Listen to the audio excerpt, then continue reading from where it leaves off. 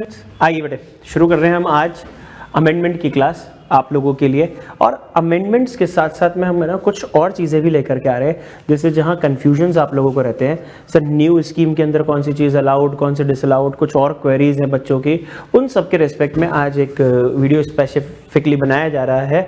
और स्पेसिफिकली बना रहे हैं तो आओ फटाफट से उन सब की चीज़ों के ऊपर डिस्कशन शुरू करते हैं। तो सबसे पहले अगर मैं बात करता हूँ तो फर्स्ट ऑफ ऑल है हमारे पास, और वो है income from salaries. Income from salaries की बात करते हैं तो इनकम फ्रॉम सैलरीज में आइए सबसे पहला अगर मैं बोलता हूं income from salaries. Income from salaries में जो बच्चों को अक्सर डाउट रह जा रहा है वो किस रिस्पेक्ट में रहता है बेटे, किस पर्सपेक्टिव से आपको डाउट रहता है? तो सबसे पहला अगर मैं बोलता हूं फर्स्ट थिंग तो वो है अलाउंसेस को लेकर के। किसके रिस्पेक्ट में बात है? अलाउंसेस को लेकर के। क्या डाउट है भाई अलाउंसेस के अंदर? सर नई स्कीम में कौन सा अलाउड कौन सा एग्जम्प्ट होता है कौन सा नहीं होता है, उसको लेकर के एक डिस्कशन है। अमेंडमेंट नहीं है ये बोल रहा हूं, ये वाला अमेंडमेंट नहीं है। तो मैं बोलूं अंडर ओल्ड छोड़ो, डायरेक्ट ही न्यू की बात करो तुम, तो न्यू टैक्स रेजिम है, या फिर मैं बोल सकता हूं इसको डिफॉल्ट टैक्स रेजिम है। ठीक है, डिफॉल्ट टैक्स रेजिम है। अच्छा इसमें सर क्या क्या है, कौन कौन से ऐसे हैं जो हमारे लिए एग्जम्पशन चली गई है? तो उसमें सबसे पहला जो है वो है HRA। HRA की अब आपको एग्जम्पशन नहीं मिलेगी। ठीक है, एंड बोलूं ऑल अदर अलाउंसेस। अब ये सब क्या होंगे? अब ये सब क्या होंगे? ये सब होंगे फुल्ली टैक्सेबल, पूरी तरह से टैक्सेबल है ये, फुल्ली टैक्सेबल।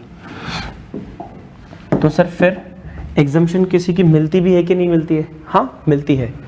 ठीक है, बट कुछ ऑफिशियल अलाउंसेस थे हमारे, जैसे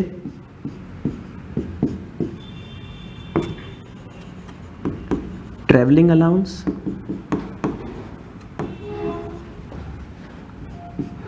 जैसे daily allowance,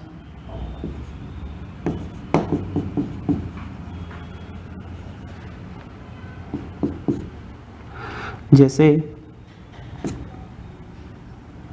convince allowance,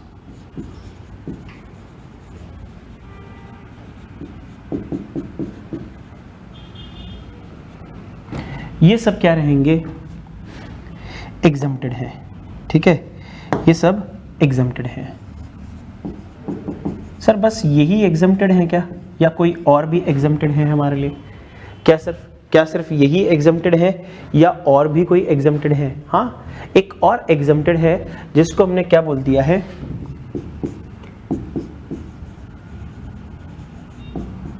transport allowance.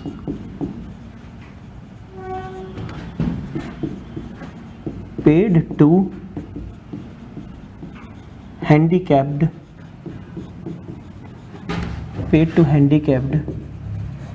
Employees.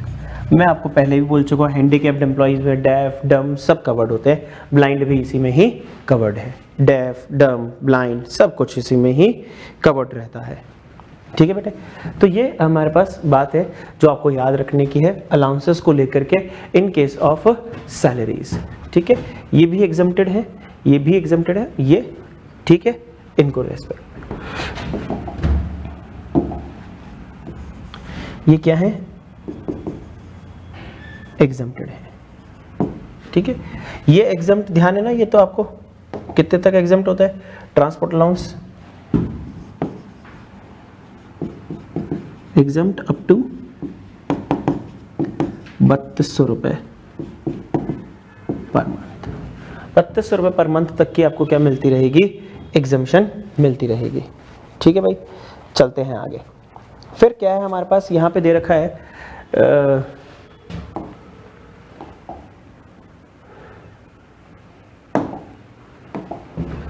फिर क्या बोल रखा है अपने को, सेकंड है स्टैंडर्ड डिडक्शंस।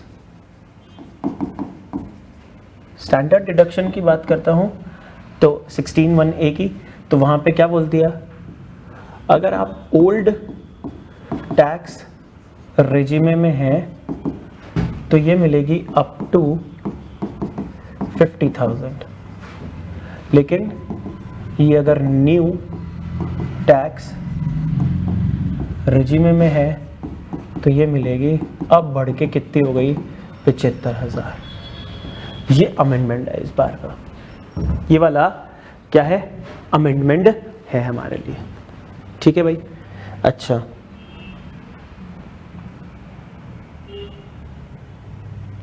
चलें आगे, आइए नेक्स्ट के ऊपर बात करते हैं। एक पॉइंट है जो है interest on PF. Interest on PF की अगर बात करते हैं तो यहाँ पे एम्प्लॉयर और एम्प्लॉय कंट्रीब्यूशन होता है।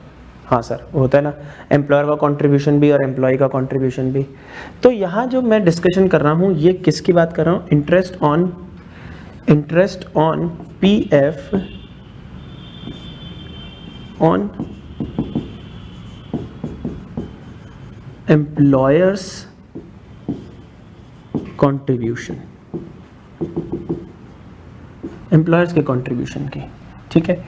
एक होता है एसपीएफ, एक होता है आरपीएफ। यूआरपीएफ में तो आपको सबको पता ही है एग्जम्पशन मिलती ही नहीं है हमारे को, ठीक है, एग्जम्पशन इसमें मिलती है। यहाँ एग्जम्प्ट होता था क्या,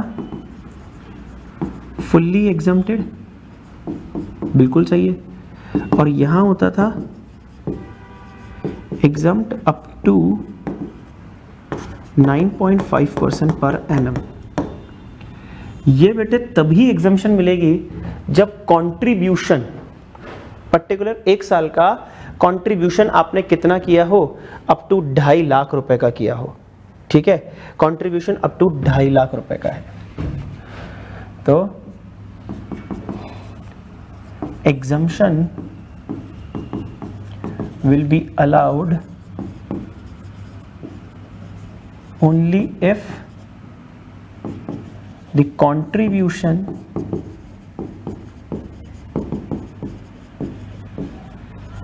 made up to 2,50,000 rupees in a previous year।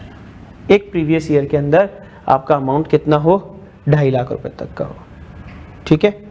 हाँ, एक पॉइंट है, लेकिन ये जो 2.5 लाख की लिमिट है ये बढ़ा करके 5 लाख हो जाएगी। ये बढ़ा करके कितनी कर देंगे, 5 लाख, अगर उसमें एम्प्लॉयर का कंट्रीब्यूशन ही नहीं होता हो तो फिर तो इसकी बात ही नहीं है, तो चिंता की बात ही नहीं, कोई भी टेंशन नहीं है। आप तो सिंपल इतनी ही लिमिट याद रखिएगा, ये इंपॉर्टेंट बात है। क्लियर है बात। चलिए अब मैं फिर से वापस चर्चा करता हूं, और वो किसके रेस्पेक्ट में बात करूं, income from house property, income from house property, ठीक है साहब। इनकम फ्रॉम हाउस प्रॉपर्टी की जब हम डिस्कशन कर रहे होंगे तो इनकम फ्रॉम हाउस प्रॉपर्टी के रेस्पेक्ट में क्या क्या बोल दिया बेटे, देखो कुछ मिसकंसेप्शंस थे। मिसकंसेप्शंस किस चीज को लेकर के थे कि अगर कोई भी पर्सन, क्या, अगर कोई भी पर्सन, इफ एनी, ये पॉइंट नंबर 1 डालता हूं, if any person is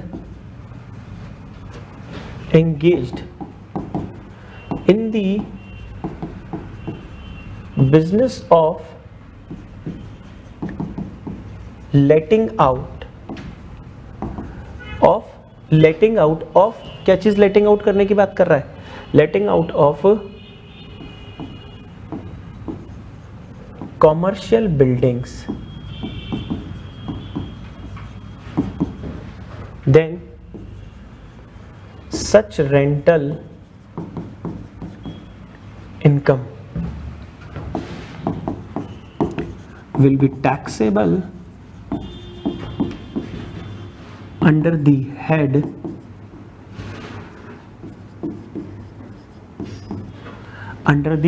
head PGBP। कहां पर टैक्सेबल होगा? पीजीबीपी में, ठीक है, पीजीबीपी में टैक्सेबल आ जाए। लेकिन वहीं अगर कोई बिल्डर है जो बिल्डिंग बना रहा है, प्रॉपर्टी हेल्ड कर रहा है as an stock in trade, और वो उसे किराए पर दे, तो फिर वो इनकम फ्रॉम हाउस प्रॉपर्टी में चला जाएगा। तो मैं ऐसे बोलूं, second point, if any person is engaged in the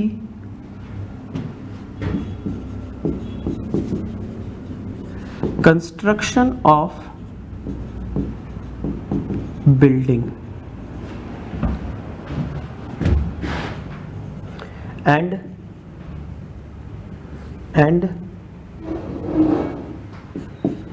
property held as कैसे? Stock in trade, and given such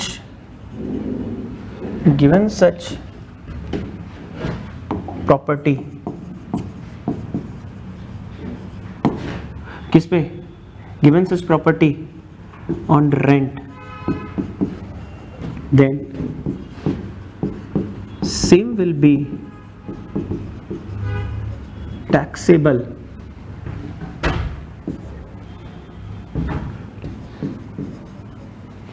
under the head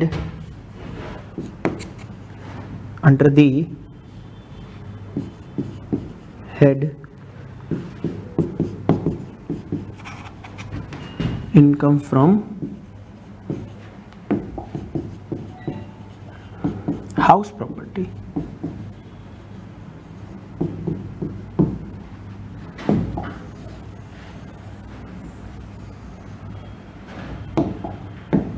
तो ये कहां टैक्सेबल हो जाएगा? हाउस प्रॉपर्टी के अंदर। बोले बात समझ में आती है क्या? ठीक है, ये थोड़ा सा कंफ्यूजन्स थे जो मैं कहूँ कि क्लैरिफाई किए गए हैं। फिर एक और पॉइंट है इंटरेस्ट को लेकर के। इंटरेस्ट को लेकर के क्या पॉइंट है भैया? इंटरेस्ट जो है वो लेट आउट प्रॉपर्टी पे तो है, बोथ रिजिमेज में है, कोई दिक्कत नहीं है। लेकिन अगर एसओपी की बात कर रहे हो ना, तो एसओपी के केस में नई वाली जो रिजिम है उसमें आपको इंटरेस्ट की डिडक्शन नहीं मिलने वाली है। तो मैं अगर बोलता हूँ थर्ड पॉइंट, वो किसके पर्सपेक्टिव से बोलूं? इंटरेस्ट ऑन बोरोड फंड, ठीक है, इंटरेस्ट ऑन बोरोड फंड। तो ये दो बातें हैं, क्या है? In case of let out property, LOP लिख दूं, इन केस ऑफ एलओपी, ठीक है, और इन केस ऑफ एसओपी। तो एलओपी है तो allowed in both the tax regime, दोनों टैक्स रिजिमेज में मिलेगी। जबकि अगर इसकी बात करता हूं एसओपी की, तो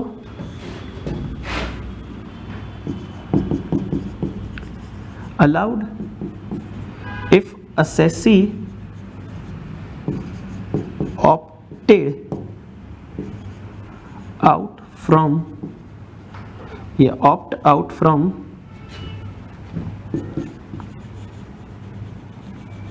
डिफॉल्ट टैक्स regime में। लेकिन यहां की बात करूं तो ये क्या है? Allowed, sorry, not allowed in default tax regime में, डिफॉल्ट टैक्स रिजीम में नहीं होगा।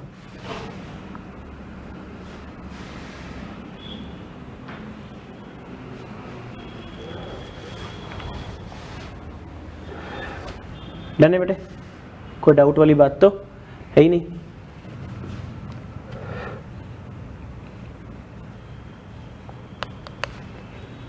चलूं आगे, ठीक है। अब एक और पॉइंट है, और वो किसके लिए है पॉइंट? फोर्थ के लिए। फोर्थ चीज क्या है, सुनेंगे ध्यान से। फोर्थ पॉइंट, मैं लॉस फ्रॉम हाउस प्रॉपर्टी की बात कर रहा हूं। मैं किसकी बात करता हूं? लॉस फ्रॉम हाउस प्रॉपर्टी की, ठीक है।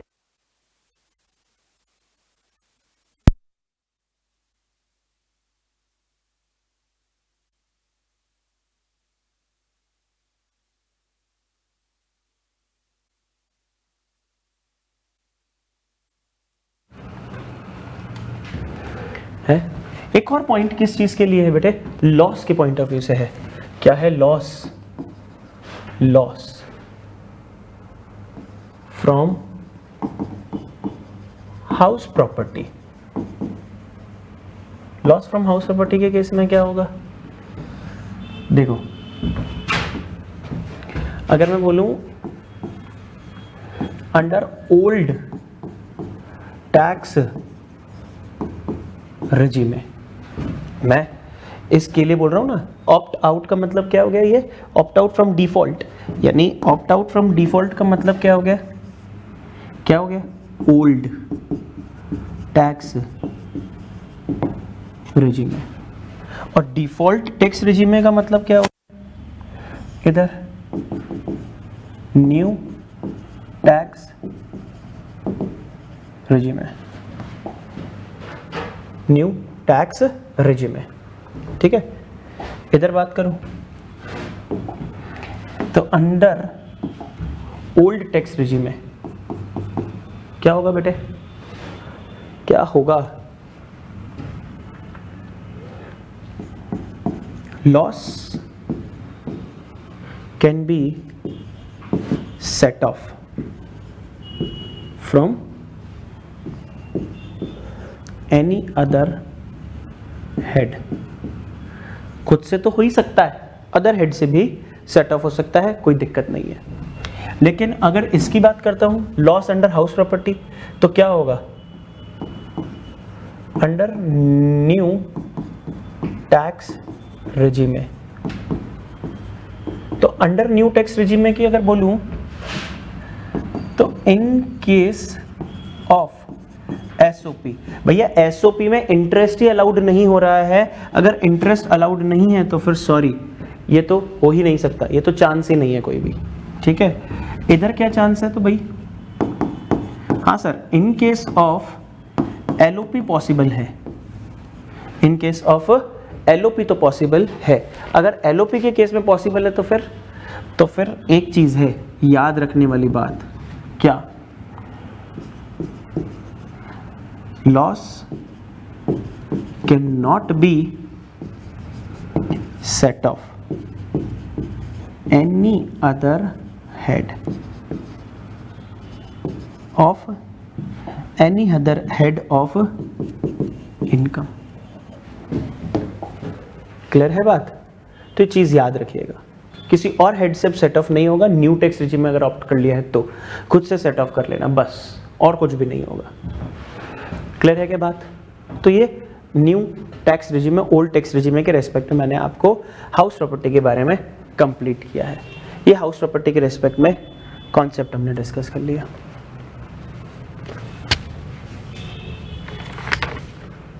चलिए आइए बात कर लेते फटाफट से पीजीबीपी को लेकर के। पीजीबीपी, ठीक है। पीजीबीपी में एसएच कुछ अमेंडमेंट की बात करूं तो हमने वैसे सब डिस्कस कर लिया है, बट ठीक है, फिर भी एक बार जब चर्चा चल ही रही है तो देख लेते हैं। Profits and gains from business and profession. Profits and gains from business and profession, ठीक है, पीजीबीपी। तो पीजीबीपी के अंदर क्या क्या चेंजेस आ गए भाई, पीजीबीपी में क्या क्या आए हैं? चेंजेस की बोलूं तो ये चेंजेस नहीं है, ये तो अपने को पता है क्या, no deduction will be allowed in respect of, क्या था, एडिशनल डेप्रिसिएशन नहीं है, ठीक है, एडिशनल डेप्रिसिएशन। दूसरा कौन सा था sir, scientific research, scientific research expenditure which contributed to outside agencies या institution, या मैं कह सकता हूं contribution to outside agencies for scientific research, ये इसकी डायरेक्शन भी नहीं मिलेगी, ठीक है, scientific research expenses which contributed to outside agencies, और फिर है specified businesses 35 AD।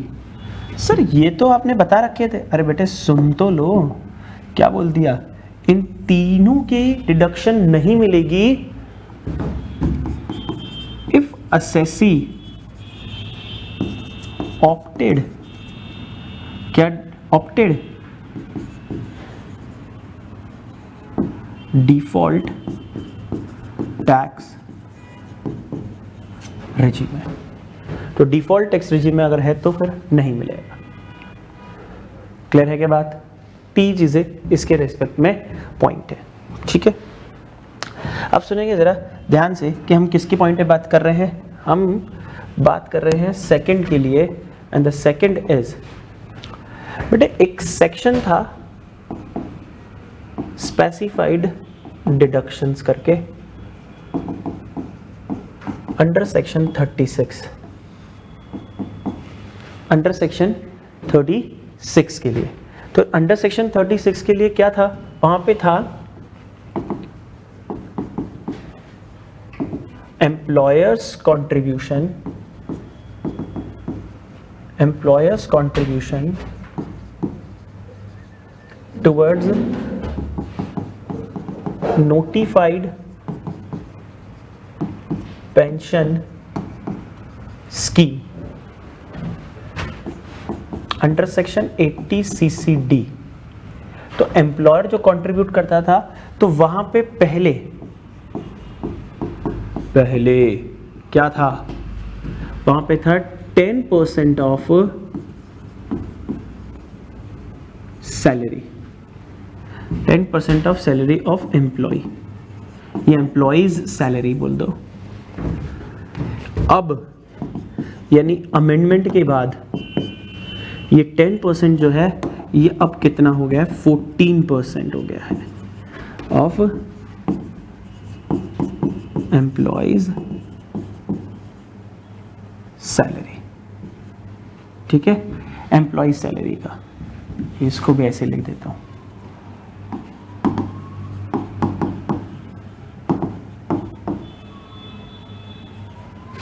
This one is the amendment.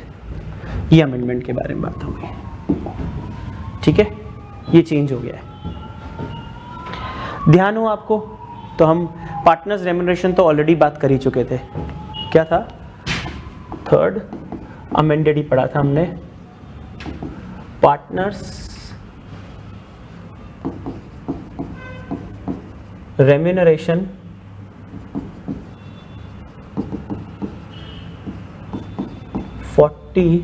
छोटा भी, ठीक है।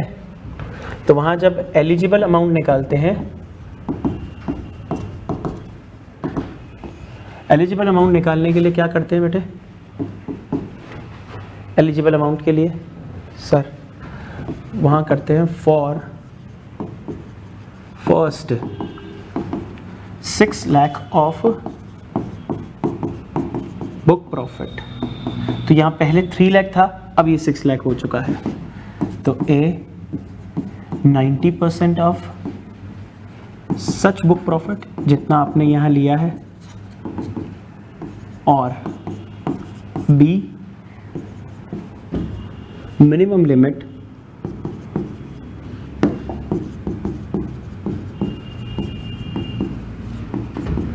कितनी हो गई है ये, पहले ये 1.5 था, अब ये अमाउंट कितना कर दिया है 3 lakh. Whichever is higher, ठीक है, और प्लस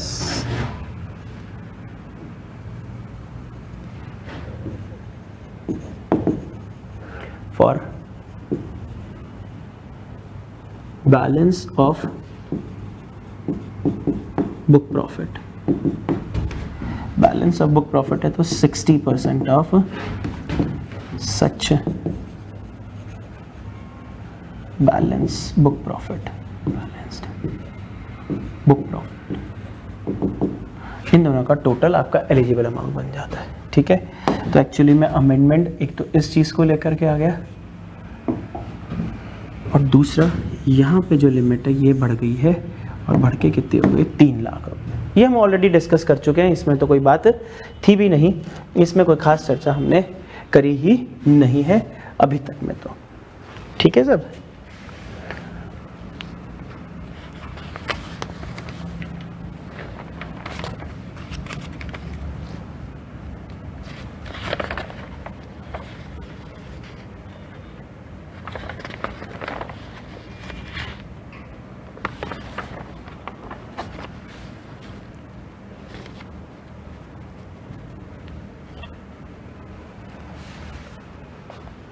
चलिए आइए, अब मैं एक अलग से वीडियो आपके लिए लेकर के आऊँगा जो स्पेसिफिकली होगा कैपिटल गेन के लिए, बट अभी जो हम चर्चा कर रहे हैं वो कर रहे हैं अदर सोर्सेज के। अदर सोर्सेज भी इसी वीडियो में ही डिस्कस कर दे रहा हूँ आपसे। क्या है भाई, income from other sources, income from other sources. Income from other sources की अगर मैं बात करता हूं तो सबसे पहला जो डिफरेंस आया है वो क्या आया है, वो आया है एक्चुअली में बायबैक को लेकर के। पहले जब डोमेस्टिक कंपनी बायबैक किया करती थी तो वो बायबैक कैपिटल गेन के अंदर फुल्ली एग्जम्प्टेड हुआ करता था। अब कह दिया गया है कि नहीं नहीं नहीं नहीं, जो बायबैक किया, बायबैक करते टाइम पर जो आपको पैसा दे रहे हैं वो एक्चुअली में डिविडेंड कहलाएगा, ठीक है। और जहां कैपिटल गेन में एग्जम्पशन हुआ करता था तो कैपिटल गेन में एग्जम्पशन नहीं करके कह दिया गया है कि वहां सेल कंसिडरेशन आप 0 ले लेना, क्योंकि सेल कंसिडरेशन वाला पार्ट तो डिविडेंड बना दिया नहीं, और सेल कंसिडरेशन 0 कर देना, और फिर उसमें से अपना कॉस्ट ऑफ एक्विजिशन लेस करना, तो वहां कैपिटल लॉस आ जाएगा। अब उस लॉस को क्या करना, कैरी फॉरवर्ड कर लेना, और क्या है। तो अब देखो मुश्किल कर दी ना, इधर तो टैक्स लगा दिया और इधर लॉस ले आए, तो लॉस को सेट ऑफ ही कर सकते, तो दूसरा कैपिटल गेन जनरेट होगा तभी सेट ऑफ होगा, वरना इसका कोई यूज ही नहीं है। तो बेकार कर दिया इन्होंने। तो क्या करें, कुछ भी कर सकते हैं, क्या हो सकता है। तो क्या बोल रहे हैं, treatment in case of buyback of, किसका बायबैक कर रहे हैं, सिक्योरिटी यानी शेयर्स का, ठीक है। Buyback of shares, buyback of shares bye domestic company, bye domestic companies. तो यहां पे क्या हो गया, दो बातें कर दी इन्होंने, 2 पॉइंट क्या लिख दिए भाई, under the head capital gain, under the head income from other sources.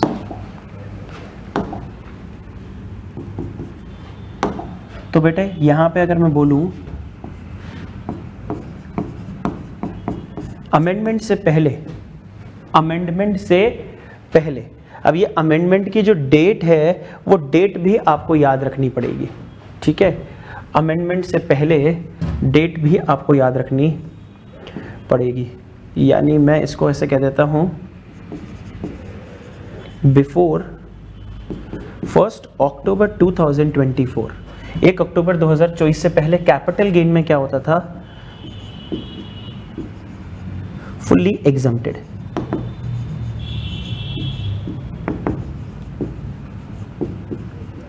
पूरी तरह से एग्जम्प्टेड था पहले, ठीक है। अब क्या कर दिया गया है, on after 1 October 24,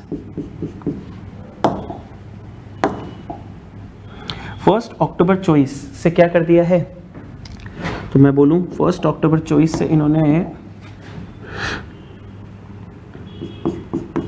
no sale consideration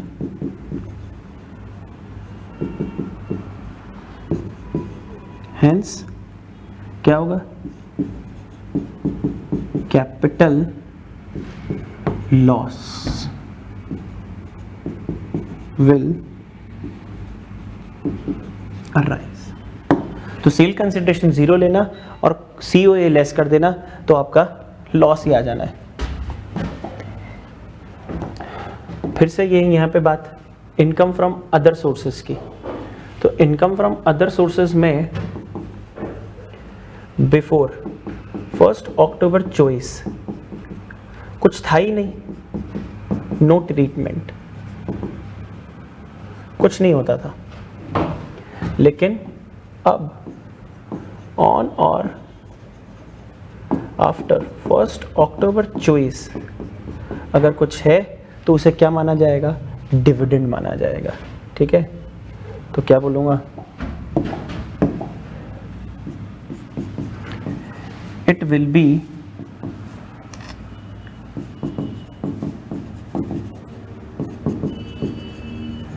taxable as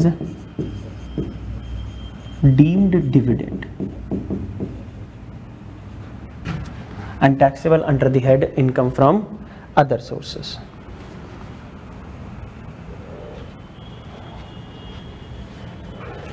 ठीक है,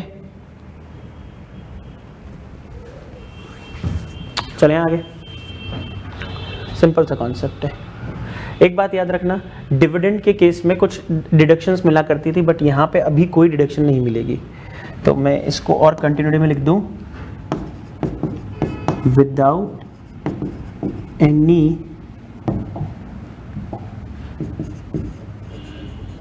डिडक्शन, कोई डिडक्शन अलाउड नहीं होगी, ठीक है।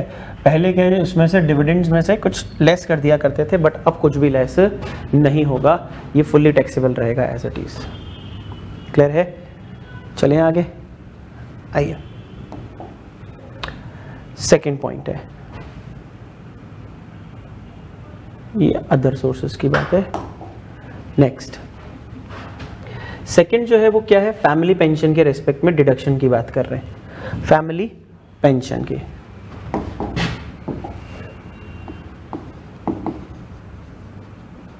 डिडक्शंस फ्रॉम फैमिली पेंशन,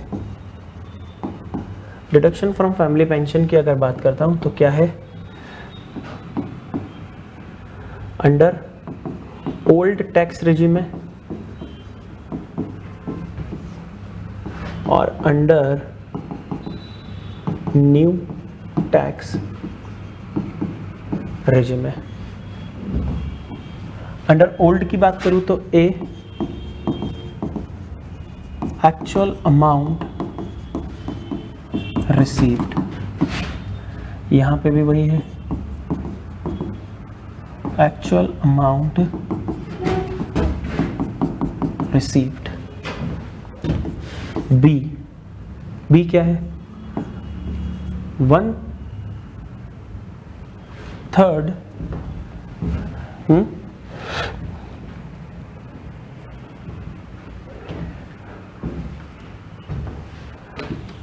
ऐसे मत लिखो, इसको ऐसे लिख देते हैं अपन, एक काम करते हैं, ए भी लिखने की बजाय लेस डिडक्शन।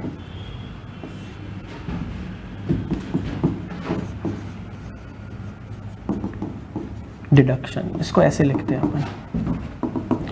तो डिडक्शन कैसे मिलता था, ए 1/3 ऑफ एक्चुअल अमाउंट रिसीव्ड, जो मिला उसका 1/3। तो यहाँ पे भी 1/3 of actual amount received.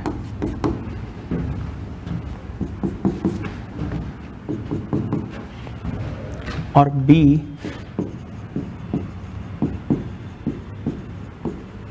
Maximum limit, क्या मैक्सिमम लिमिट कितना, 15,000 रुपए, ठीक है। और अब ये न्यू में 15 की बजाय कितना मिलता है,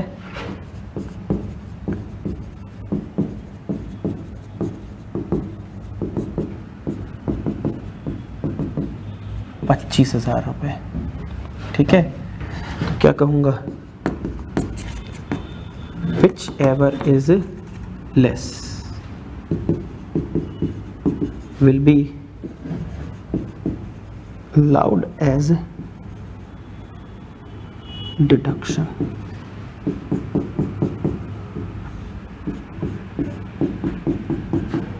ये हो गया टैक्सेबल,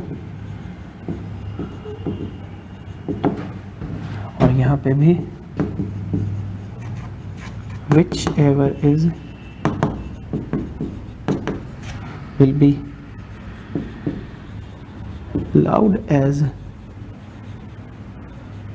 deduction।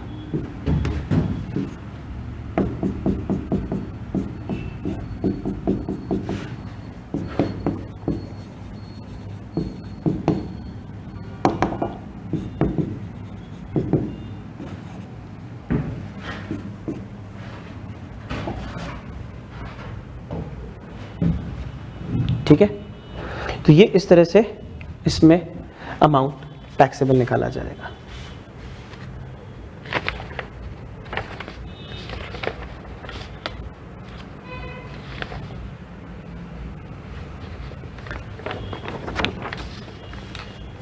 डन है क्या बेटे? ठीक है, तो ये हमने ओवरऑल सारा डिस्कशन किया है। जो चेंजेस हैं, जो कन्फ्यूजन्स थे आप लोगों को, उसके रेस्पेक्ट में हेड्स को मिला करके, लेकिन कौन सा वाला हेड को छोड़ के यहाँ कैपिटल गेन हमने छोड़ दिया, उसके लिए सेपरेट बात है, सब बिल्कुल सेपरेट वीडियो लेकर के आ रहे हैं उसी के लिए ही। ठीक है, तो बने रहिएगा हमारे साथ में। Till then, thank you very much, tata, bye bye, take care.